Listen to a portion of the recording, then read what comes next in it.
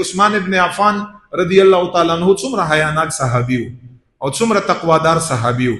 عثمان ابن عفان دومره تقوادار نور خو به ان شاء الله چرته ذکر به بیا مستقل راشي یو جلک یارته بیانوما.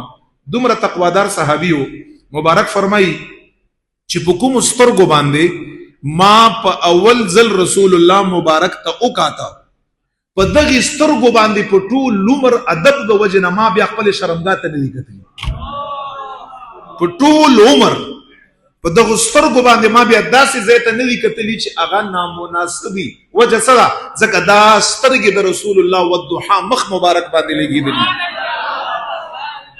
دا تاسو اندازه ولګوئ مونږ تاسو په کوم حالت کې یو. هغه صحابي نه هغه متعلق راځي چې عثمان ابن عفان بکله په قبر باندې تیر شو کنه قبر باندې باسه تیر شو بقا په چغو باندې به وژړل حتی بل لحيته تر دې پوري چې دومره به وژړل چې په یو قبر باندې به تیر شو چې ګیره مبارکه نه به اوخ کې لاندې توي شو. او صحابه ته وی چې ما حضور مبارک نه اوریدلی چې دا د اخرت د اولو پوړیونه یو پوړی دا بس دا ډیر خطرناک ځای دی.